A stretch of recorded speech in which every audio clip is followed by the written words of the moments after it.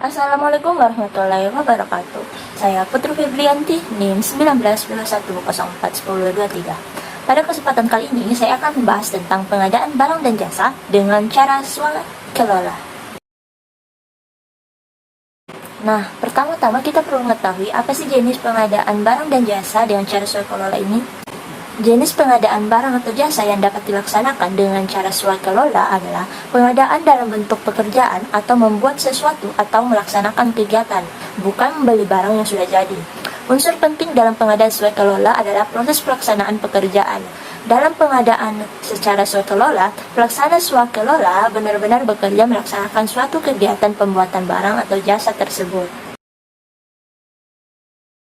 Selanjutnya kita akan membahas prosedur swakelola. Yang pertama yaitu perencanaan swakelola. Yang kedua, pelaksanaan swakelola. Dan yang ketiga, pengawasan, penyerahan, pelaporan, dan pertanggungjawaban. Nah, kita akan masuk pada tahap yang pertama yaitu perencanaan swakelola. Kegiatan perencanaan swakelola dilakukan oleh pejabat, pembuat komitmen atau PPK. Perencanaan kegiatan swakelola dilakukan dengan memperhitungkan tenaga ahli atau peralatan. Prosedur selanjutnya yaitu pelaksanaan swakelola. Pelaksanaan swakelola dibagi atas tiga. Yang pertama yaitu oleh instansi penanggung jawab anggaran. Nah, untuk pelaksanaan swakelola oleh instansi penanggung jawab anggaran ini memperhatikan ketentuan yang pertama, pengadaan bahan atau barang atau jasa lainnya, peralatan atau suku cadang, dan tenaga ahli untuk digunakan dalam pekerjaan swakelola dilakukan oleh Pokja, ULP atau pejabat pengadaan. ULP atau pejabat pengadaan yang melaksanakan pemilihan penyedia barang atau jasa tersebut adalah ULP pada penanggung jawab anggaran. Yang kedua, pengadaan sebagaimana dimaksud pada yang pertama yaitu berpedoman pada ketentuan dalam peraturan presiden tentang pengadaan barang atau jasa pemerintah.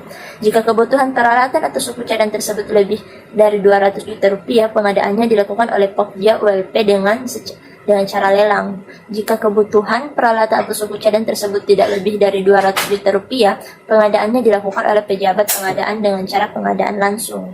Yang ketiga yaitu pembayaran upah tenaga kerja yang diperlukan dilakukan secara berkala berdasarkan daftar hadir pekerja atau dengan cara upah borongan.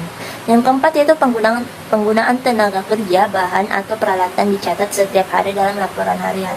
Yang kelima, pelaksanaan pengadaan barang atau jasa yang menggunakan uang persediaan atau UP atau uang muka kerja atau istilah lain yang disamakan dan dipertanggungjawabkan secara berkala maksimal secara bulanan. Yang keenam, kemajuan fisik dicatat setiap hari dan dievaluasi setiap minggu. Yang ketujuh, kemajuan non fisik atau perangkat lunak dicatat dan dievaluasi setiap bulan dan disesuaikan dengan penyerapan dana. Yang kedelapan, pengawasan pekerjaan fisik di lapangan dilakukan oleh pelaksana yang ditunjuk oleh PPK berdasarkan rencana yang telah ditetapkan.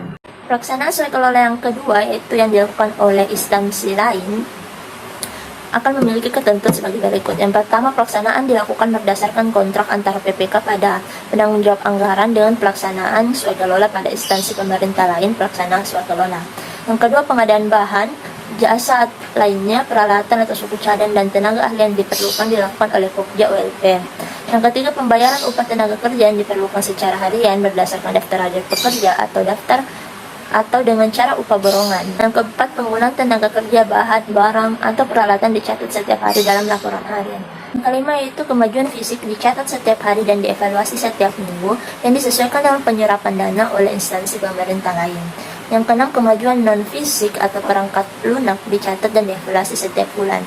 Dan yang ketujuh, pengawasan pekerjaan fisik di lapangan dilaksanakan oleh pihak yang ditunjuk PPK pada penanggung jawab anggaran berdasarkan rencana yang telah ditetapkan.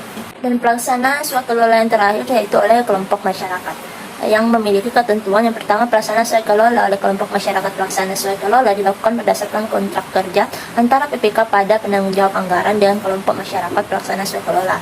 Yang kedua, pelaksanaan pengadaan barang atau jasa hanya diserahkan kepada kelompok masyarakat pelaksana swakelola yang mampu melaksanakan pekerjaan. Yang ketiga, pengadaan pekerjaan konstruksi hanya dapat berbentuk rehabilitas, renovasi, dan konstruksi sederhana. Yang keempat, pengadaan barang atau bahan atau jasa lainnya, peralatan atau suku cadang dan tenaga ahli yang diperlukan dilakukan oleh kelompok masyarakat pelaksana swakelola dengan memperhatikan prinsip-prinsip pengadaan dan etika pengadaan.